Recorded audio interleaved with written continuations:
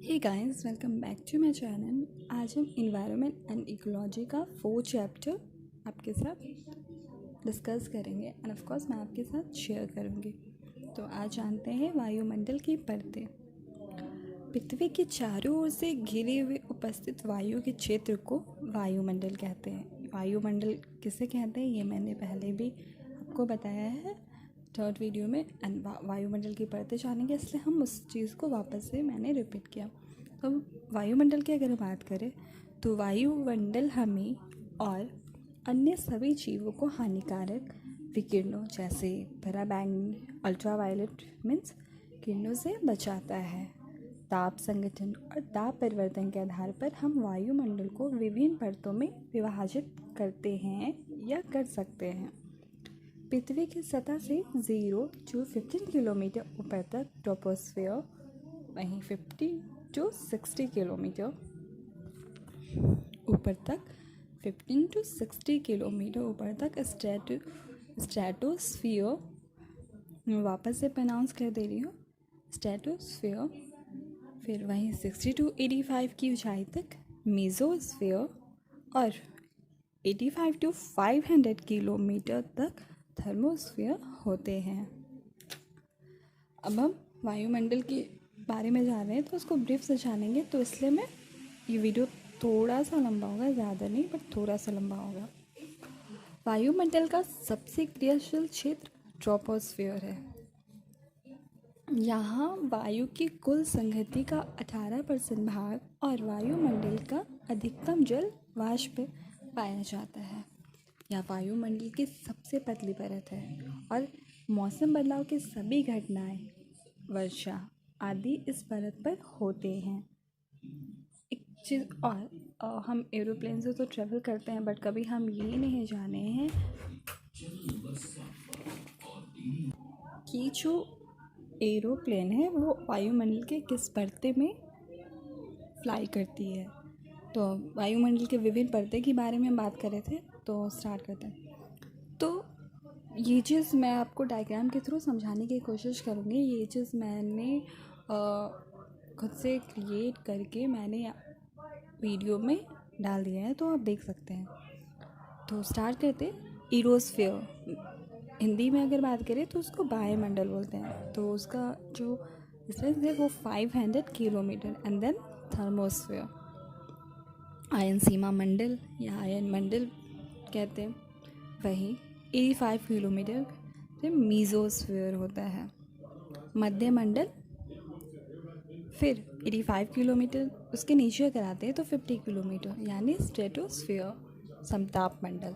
फिर उसके नीचे भी आते हैं तो 15 किलोमीटर ट्रोपोस्फीयर यानी क्षोभ मंडल। तो ये थी वायुमंडल की विभिन्न परतें। और अब हम जैविक संगठक और बायोटिक कंपोनेंट यानी वही ऊर्जा संगठन एनर्जी कंपोनेंट। तो मैं हिंदी इंग्लिश दोनों में बोल रही हूँ क्योंकि ये जो वर्ड्स हैं हिंदी के वो थोड़े से कंफ्यूजन क्रिएट करते हैं, इसलिए मैं हिंदी इंग्लिश दोनों को मेंशन कर रही हूँ। तो जैविक घटक यानी बायोटिक कंपोनेंट्स, इसमें पादप को इंग्लिश में प्लांट्स कहते हैं। वही जीव जंतु तो ऑफकोर्स सबको पता है, जिसको हिंदी नहीं भी आती है प्रॉपर तरीके से सेंटेंस की कुछ वर्ड्स जो डिफ़िकल्टीज क्रिएट करते हैं, तो ऐसा कुछ नहीं है। तो जीव जंतु का अगर हम इंग्लिश आने तो एनिमल्स, सूक्ष्म जीव, माइक्रो ऑर्गेनिज्म, ये सारे जैविक घटक हैं यानी बायोटिक कंपोनेंट्स। वहीं अगर हम प्लांट्स की बात करें तो जैविक पदार्थ में सबसे महत्वपूर्ण होता है। मानव सहित सभी जीव जंतु तथा सूक्ष्म जीव प्रत्यक्ष या अप्रत्यक्ष रूप से पौधों पर ही निर्भर हैं। ये तो हम सब जानते हैं कि जो पौधे हैं वो हमारे लिए कितना इम्पोर्टेंट है। आज भले ही लोग इसको कट कर रहे हैं, लेकिन अगर पौधे नहीं रहे ना तो हम सांस भी नहीं ले सकते हैं। अब बात करेंगे, अधिकतर पौधे अपना भोजन स्वयं बनाते हैं, अतः वे स्वपोषित होते हैं और ऑटोट्रॉप्स कहलाते हैं। वहीं अगर हम जानें कि प्लांट्स के बारे में अगर हम और ब्रीफ में जानें तो कुछ पौधे जो दूसरे पौधे पर निर्भर रहते हैं उन्हें परजीवी पैरासाइट्स कहते हैं। ये अगर आप यूपीएससी का एग्ज़ाम दे रहे हैं तो ऑफकोर्स साइंस में ये जो, क्योंकि हमें साइंस में 6 to 12 कवर करना है, तो ये सारा कुछ साइंस से ही रिलेटेड है। तो वो चीज़ अगर आप पहले एनसीईआरटी को कंप्लीट कर चुके हैं एंड देन इन्वायरमेंट इकोलॉजी पे आ रहे हैं तो ज़्यादा बेहतर होगा ऑफकोर्स आपके लिए, क्योंकि एनसीईआरटी फर्स्ट होता है। क्योंकि अगर आपका एनसीईआरटी कंप्लीट हो जाए तो आप करंट अफेयर्स को बहुत ईज़िली समझ पाएंगे एंड आपको प्रॉब्लम्स भी नहीं होंगे। वहीं एग्ज़ाम्पल की बात करें पैरासाइट्स के एग्ज़ाम्पल्स की बात करें तो अमरबेल, विस्कम, लॉरेंथिस। ये साइंस का टॉपिक है बट मैं आपको फिर भी बता देती हूँ कि जैसे जो दूसरे पौधे पर निर्भर करते हैं उन्हें पैरासाइट्स कहते हैं। तो ये वैसे साइंस का टॉपिक है। तो एक्चुअली होता क्या है, जब वो पौधे किसी और पौधे पे चले जाते हैं तो उनका जितना भी ऑक्सीजन वो लेते हैं, वो अपना भोजन खुद करते हैं सब कुछ। तो जो दूसरे पे जब चले जाते हैं तो उनका सारा जो कह सकते हैं उनका जो सारा फूड, वो सारा फूड जो खुद से लेते हैं वो फूड वो छीन लेते हैं उनसे, जिससे कि जो दूसरा पौधा होता है वो पूरी तरीके से सूख जाता है, क्योंकि वो जो न्यूट्रिशन ले रहे हैं वो नहीं ले पा रहे होते हैं, क्योंकि उनके ऊपर कोई और पौधे चढ़ जाते हैं। ऐसा ज़्यादातर हमने देखा है, इसलिए एग्जाम्पल में अमरबेल, विस्कम और लॉरेंथिस है। वहीं जीव जंतु, लिविंग ऑर्गेनिज्म की हम बात करते हैं तो लिविंग ऑर्गेनिज्म में आपको स्वपोषित व परपोषित दोनों प्रकार के होते हैं। स्वपोषित की अगर हम बात करें तो साइनोबैक्टीरिया, ब्लू ग्रीन एल्गी। वहीं ये साइनोबैक्टीरिया स्वपोषित है। तो सेकंड है ई क्लोरेटिका, यह एक प्रकार का समुद्री धोंदा है जो शैवाल एल्गे से बन रहे क्लोरोफिल लेकर अपना भोजन स्वयं निर्मित करता है।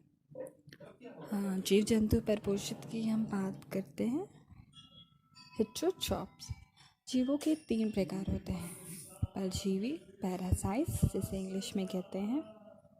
तो वे जीव जो अपने आहार हेतु अन्य जीवों पर निर्भर करते हैं, चैफॉर्म, फीता कृमि, जो ये सारे पशुओं के शरीर पर चिपके रहने वाले जीव। जैसे अभी जस्ट मैंने कहा था, पैरासाइट्स प्लांट्स होते हैं जो कि दूसरे प्लांट्स के न्यूट्रिशन को छीन लेते हैं। तो उसी तरीके से ये एनिमल्स भी होते हैं। वहीं मलेरिया रोग मच्छर के परजीवी से ही होता है। प्लाज्मामोडियम फैल्सिपेरम मैलेराई, प्लाज्मामोडियम ओवेल। वहीं परजीवी की अगर हम बात कर रहे हैं तो परजीवी यानी पैरासाइट्स पेट का कीड़ा, फिताकृमि, टेपवर्म, पेट का कीड़ा, फिताकृमि, टेपवर्म, मशरूम, जानवर की त्वचा पर रहने वाले कीड़जू, ये भी पैरासाइट्स में आते हैं। एंड सेकेंड इज पूर्णभोजी, प्राणिसामभोजी, उसको हलशोइक कहते हैं। वह जीव जो अपना भोजन ठोस या तरल रूप से मुंह यानी माउथ द्वारा ग्रहण करते हैं यानी लेते हैं, प्राणिसमभोजी जीव कहते हैं। उसी को प्राणिसमभोजी जीव कहते हैं यानी होल्जोइक। फॉर एग्जाम्पल अमीबा, मनुष्य, मेढक आदि। तो अगले वीडियो में हम प्राणिसम पोषण के महत्वपूर्ण चरण के बारे में डिस्कस करेंगे। ये वीडियो थोड़ा सा लंबा हो गया है, तो मैं हमेशा कहती हूँ और आज भी कह रही हूँ, मेरी वीडियो को अगर अच्छा लगा तो ज़रूर लाइक करें एंड शेयर करें अपने फ्रेंड्स के साथ एंड बेल आइकन को हिट करना ना भूलें। क्योंकि जब मैं नेक्स्ट वीडियो अपलोड करूँगी तो आपको नोटिफिकेशन तुरंत मिल जाएगा। तो वीडियो अच्छा लगी तो लाइक करना ना भूलें। Thank you.